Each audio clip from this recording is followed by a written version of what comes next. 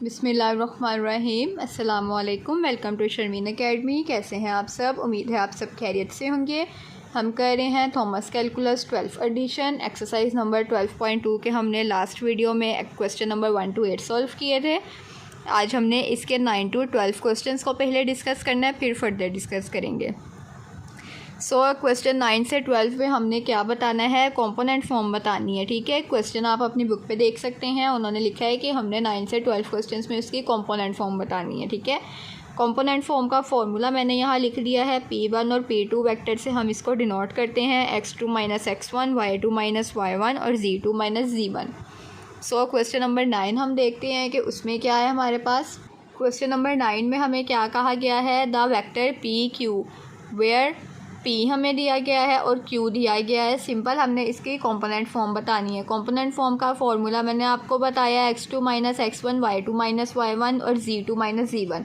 अब चूँकि इसमें सिर्फ x और y के अकॉर्डिंगली बात हो रही है, तो हम सिर्फ x और y का फॉर्मूला लगाएंगे। ठीक है, क्या फॉर्मूला था P1 और P2 का? यहाँ पर हमारे पास P1 और P2 में P और Q का नाम से काम हो रहा है। ठीक है ना, वो फॉर्मूला हमारे पास था x2 - x1 और y2 - y1। ठीक है ना, इसमें z की बात नहीं हो रही है तो हम z नहीं लिखेंगे। अब हमारे पास x2 क्या है, ये x2 है 2, माइनस की जगह माइनस, x1 क्या है 1 है। इसी तरह y2 -1 है, माइनस की जगह माइनस, y1 क्या है 3 है। सॉल्व हमने उसको उसी तरह करना है, 2 - 1 करेंगे 1 आएगा, -1 - 3 करेंगे -4 आएगा। ठीक है, जहाँ पर हमारे पास कोमा आ जाता है ना, वहाँ पर हमने उसको इसी तरह से सॉल्व करना होता है जैसे हमने लास्ट क्वेश्चंस 1 to 8 में डिस्कस किया था। ठीक है ना, एक्स वाली टर्म को एक्स वाली से और वाई वाली को वाई वाली से ही हमने सॉल्व करना है। प्लस माइनस है तो वो डिपेंड करता है कि हमने प्लस करना है कि माइनस करना है। ठीक है, अब जैसे इधर -1 था, इधर -3 था, माइनस माइनस प्लस होता है, प्लस हो के 4 आ जाएगा, लेकिन साइन माइनस का आएगा बिकॉज बड़ी अमाउंट के साथ माइनस है। ठीक है, उसके बाद क्वेश्चन नंबर 10 में क्या है हमारे पास, द वेक्टर OP।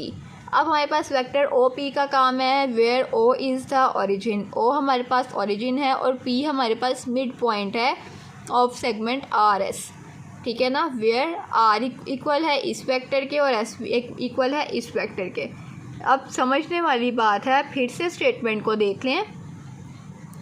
अब वेक्टर हमारे पास OP है, ठीक है ना, यानी कि ओरिजिन से P पोजीशन वेक्टर, और जो P है वो मिड पॉइंट है R और S का।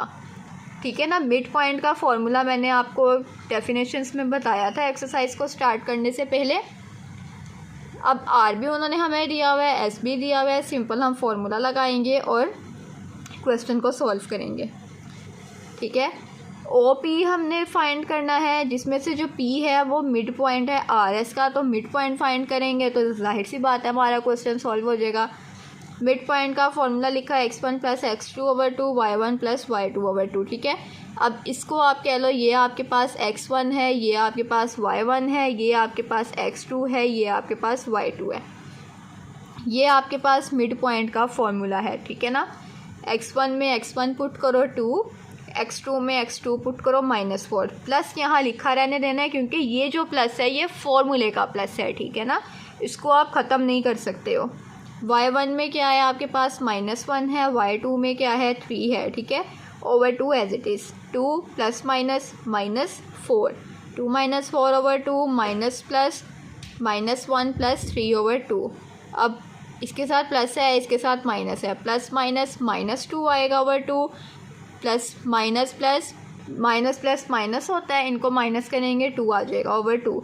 अब ये देखिए, ये 2 और ये 2 कैंसिल हो गए, ये 2 कैंसिल हो गए, -1 और 1 आपका आंसर आ गया। ठीक है, अब आपके पास नेक्स्ट क्या है, the vector from the point A to the origin. अब आपके पास एक वेक्टर है, वो A वेक्टर आपको दिया गया है टू दी ओरिजिन। ओरिजिन आपको पता है इनिशियल पॉइंट होता है जो हमारे पास 0 होता है। ठीक है ना, तो हमारे पास ओरिजिन पॉइंट 0 और 0 होगा और A हमारे पास 2 और 3 हमें दिया हुआ है।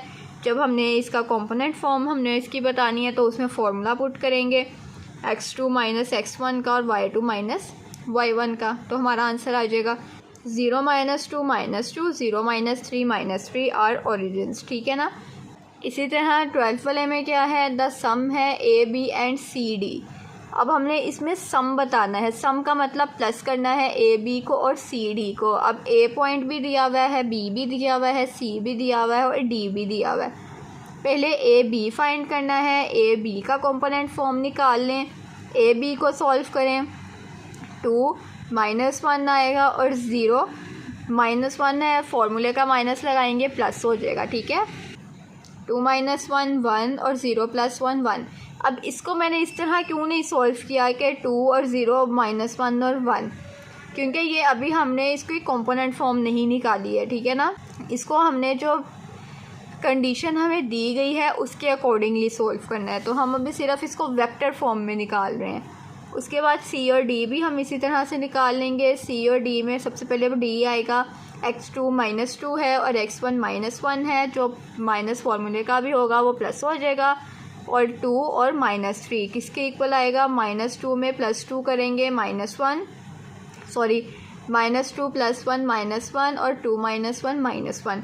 अब सम बताना है ए बी और सी डी का, तो यहाँ पर अब हम सम करेंगे। जब हम इसका सम करेंगे ना, तब यहाँ पर हम इसकी ये वाली चीज़ लिखेंगे कि 1 को सम करना है -1 से और 1 को सम करना है -1 से, x को x से और y को x से। इसमें हम ये चीज़ नहीं लिखेंगे, ठीक है ना। इसमें हम सिंपल ये वेक्टर सॉल्व करके ये एक नया वेक्टर बनाएंगे, ठीक है। उसको जब हम सम करेंगे 1 - 1 भी 0 हो जाएगा, 1 - 1 भी 0 हो जाएगा, तो ये हमारा आंसर आ जाएगा। क्लियर।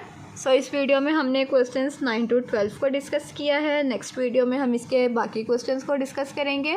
तब तक के लिए आप इस वीडियो को लाइक करें, कमेंट करें, शेयर करें और मज़ीद वीडियोस देखने के लिए चैनल को लाजमी सब्सक्राइब कर लें। अपना बहुत सा ख्याल रखिएगा, मुझे अपनी दुआ में याद रखिएगा। अल्लाह हाफिज़।